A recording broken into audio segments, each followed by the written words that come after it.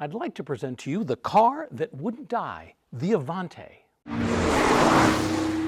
Hi there, Rick DeBrule with another chapter in the automotive evolution, here once again at the Martin Auto Museum, a great collection of more than 170 cars, tell all kinds of interesting stories. And this one right here, this Avante, well, that has plenty of twists and turns, which we'll get to in just a moment. But first, make sure you like and subscribe if you're enjoying my videos. Also, don't forget to comment down below. Let me know what I got right or what I got wrong, or just what you think about the spectacular design of the Avante.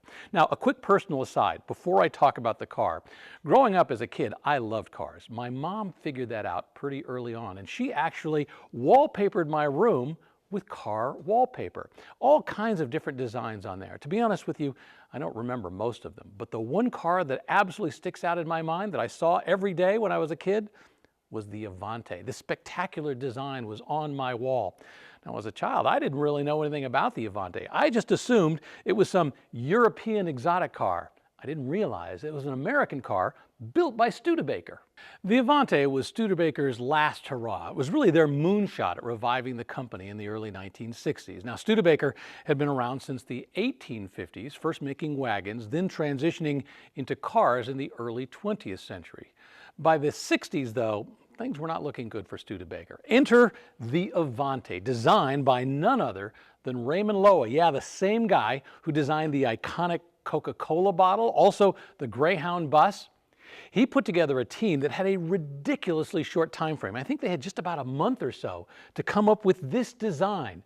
And boy, to be honest with you, I think they delivered. It was absolutely stunning.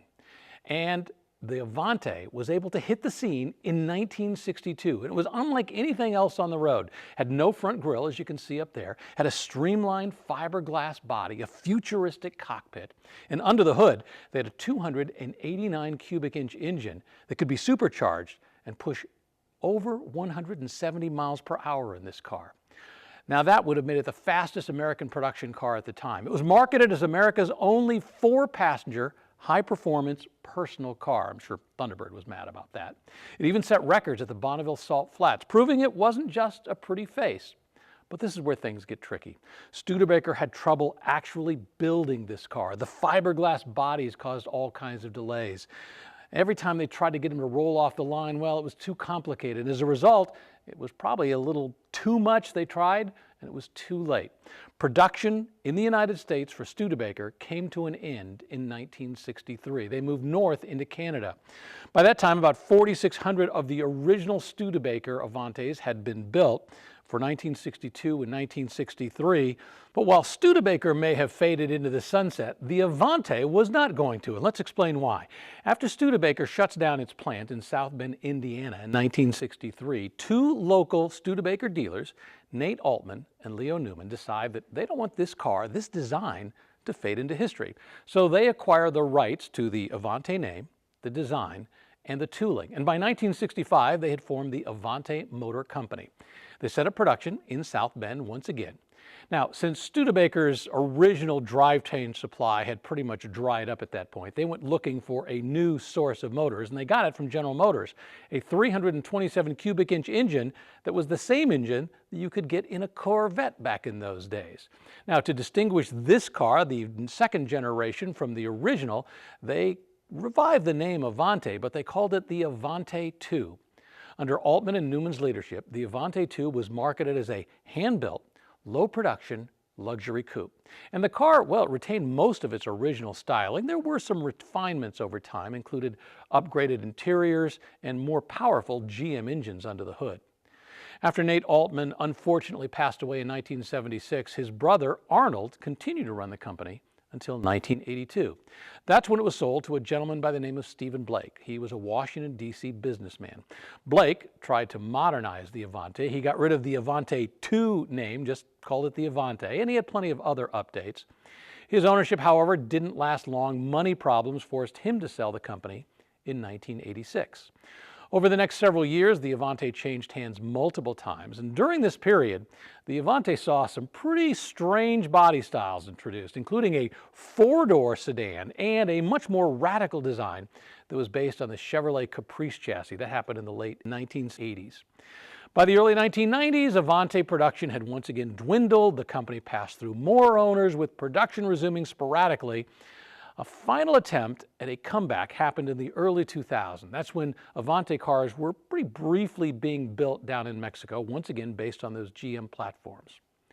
More legal problems, more financial instability, and that ultimately caused the company's closure in 2006, which brought the Avante production to an end.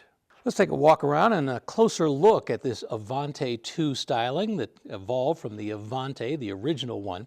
Now, probably the most significant change that they made for the Avanti II was up front. I don't want to call this a grille, but the front of the car. It actually, in the Avanti II, is a little more upright. For the original Avante, it had a little bit more of a rake to it. They also had originally in the Avante round headlights. They eventually went to these rectangular bezels as time went on, which, to be honest with you, kind of fit with the rectangular front of the car. I love the styling of this, and Raymond Loewy was a big fan of a couple of things. First off, he wanted this to be a wedge type shape, which was pretty progressive in its day. Look how it kind of leans forward, especially on this front line right here as it comes back. Another thing that Raymond Loewy was really big on, when you'll notice it with the Coke bottle shape, is this right here. Notice how this gently curves up and then goes back down. General Motors went to the same line for their mid to late 60s models, and that's exactly what Raymond Loewy wanted to achieve here with that same styling. I also love the way the design comes back, curves like this and goes right along this back line. It's a very perfectly designed car right there. Big piece of glass in the back so you could see, and then also look how it's got a nice gentle bulge out the back, the way it kind of, sits on its haunches back here. As you move forward, one of the things that Raymond Loewy also wanted to do was put this bulge on the hood, which he called a gun sight, something to make you feel like you were moving quickly down the road, like you were in a jet looking out front. But once again, this was the car that was designed by this team that they put together and did it in about a month. Now, I will point out that the original sketches for this actually came from the guy who was the head of Studebaker back then. His name was Sherwood Egbert. Love that name, Sherwood Egbert. He did some sketches and handed those off to Raymond Loewy, and Raymond Loewy thought, this is something I can work with. I can actually make this happen. So he sequestered his group in Palm Springs, and slowly but surely they did the work and eventually came up with what we consider today the Avante shape. And boy, I agree, this is a beautifully stunning car. And think about this on the road back in 1962 and how different it would have been. As you get into this Avanti II, you're going to get styling inside that is almost identical to what you were going to see in the original Avante. In fact, they kept the same basic dash and gauge layout, as you can see where it's kind of spread out right across here. I will point out this particular car has a aftermarket wheel, a Momo wheel that they put on. Has the very similar style center console that goes down, but there is one distinct difference that you'll notice in an Avanti II that you likely wouldn't have found, well, at least in some of the Avantes that originally came out, and that's air conditioning. And the reason being is if you got the Avante, the original Avante with the Paxton supercharger that gave it all that extra performance, there wasn't enough room for an air conditioner up front. As a result, well, you couldn't get air conditioning in those early Avantes. But since this is an Avanti II and people wanted a little more comfort, that's exactly what they were able to put in, because remember, they were using those GM-sourced engines, the 327 cubic engines, that type of thing, and they had a little bit more room, so they were able to put that in there. Now, as I mentioned, this was designed to be a four-seat luxury performance car, a personal car. Similar in some ways to the Thunderbird. And it's got a back seat that's almost usable, shall we say. It's got a little bit of room back there, sort of like a Thunderbird would. Not hugely comfortable for people to cruise around town in, but at least on the highway on a trip, but not bad. You had your choice of interiors. It basically came with a vinyl interior. They had something called Raphael vinyl, which you could bump up to, which was, I think, $200. You could get leather seat trim and trim on the doors. That was about a $300 option. Or if you wanted to go all out, back in the Studebaker days, you could get a $500 option for an all leather interior. What's impressive to think about with this car, though, is that this comes out in 1962. This is before the Mustang and the Camaro, and yet it has that same basic concept, the long hood, the short deck in the back. The concept of what the Mustang and the Camaro and the other pony cars were going to become, really, this was kind of laying the foundation for it. Now, it wasn't hugely successful. As I said, only 4,600 of the original cars were sold. But what Raymond Loewy came up with was very advanced. He looked at where the automotive world was going to go, and he jumped on board very early. Under the hood of this Avanti II from 1978 is a 350 cubic inch General Motors sourced engine. I think it produced about 180 horsepower. I got to remember this was 1978. Horsepower was not exactly huge. A long cry from that original 289 cubic inch engine that was in the original Studebaker Avante, where you could get an option for having a Paxton supercharger. That's what gave it that performance, where they were able to achieve 170 miles an hour on the Bonneville Salt Flats back in those days. Most of the original cars came with 4 speeds. I think the base transmission for an original Avante, I think, was a 3-speed, and there wasn't automatic available, but as I understand it, most of the ones that were sold originally were the 4 speeds. Once they got into the Avanti II, the engines changed pretty radically. Initially, it was a 327 cubic inch engine that they were putting in, once again, sourced from the Corvette. Then at one point they were able to move up to the 400. I believe I've heard that they even were able to fit some 454s into some of the engine compartments for the Avanti IIs. This one for 1978, once again, is a 350. The engine that followed this one for the Avanti II was a 305. And once again, not a lot of performance back in those days, but that's not what you were buying in the late 1970s. Nothing had a lot of performance. Even the Corvette didn't have a lot of horsepower, and this had the Corvette engine in it. What you were buying back then really was style, and that was true for a lot of the cars coming out of Detroit as well.